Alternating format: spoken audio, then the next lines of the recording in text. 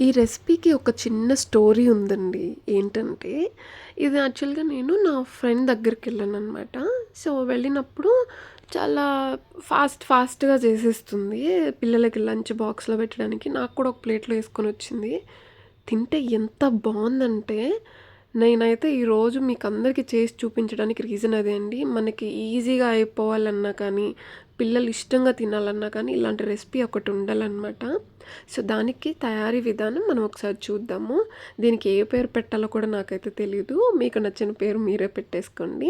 ముందుగా దానికి కాస్తంత పుదీనా, కొత్తిమీర, అల్లం, వెల్లుల్లి, ఒక 2-3 పచ్చిమిరపకాయలు ఇలా తీసుకొని వీటిని మిక్సీ పట్టుకోవాలనమాట. అంటే మరీ పేస్ట్ లాగా పట్టుకోవద్దండి. కొంచెం కచ్చాపచ్చాగా పట్టుకోవాలి. వీడియోలో చూపిస్తున్నాను కదా! ఇప్పుడైతే అన్నం ఇది ఉడకబెట్టి పక్కన పెట్టుకున్నానండి. ఇవి కట్ బిర్యానీ రైస్ అనమాట. Not full biryani rice.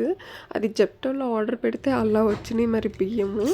So, తర్వాత ఒక ప్యాన్ తీసుకొని అందులో కొంచెం నూనె వేసుకొని ఒక 3 గుడ్లయితే నేను వేస్తున్నాను. ఎందుకంటే రైస్ అనేది తక్కువగానే తీసుకున్నాను.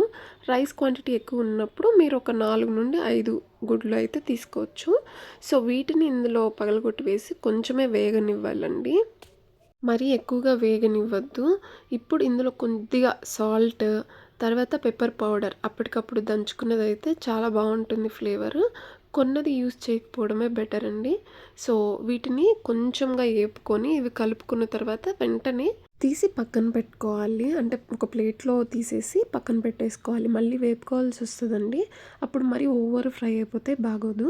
ఇప్పుడు అదే బాండీలో కొద్దిగా నూనె తీసుకొని వేగిన తర్వాత ఆవాలు, జీలకర్ర వేసి అవి చిటపటలాడే వరకు ఉంచేసి తర్వాత ఉల్లిపాయలు, ఒక ఉల్లిపాయ ఇలా ముక్కలుగా కట్ చేసుకొని దానిలో వేసుకోవాలనమాట. కొంచెం వేగనివ్వాలి. అంటే మరీ గోల్డెన్ బ్రౌన్ వచ్చిందాక అలా వేగనివ్వద్దు. కొంచెం ఉల్లిపాయలు మెత్తబడితే సరిపోతుంది. మరి ఓవర్‌గా ఫ్రై అయిపోయినాయి అనుకోండి, అప్పుడు మళ్ళీ అన్నంలో తినడానికి బాగోదనమాట. చూసారా? ఈ విధంగా అయితే సరిపోతుంది. ఇప్పుడు మనం ఏదైతే మిక్సీ పట్టుకున్నామో ఆ గ్రీన్స్ అన్నీ కూడా అది మొత్తం తీసుకొని దీనిలో వేసుకొని కలుపుకోవాలండి.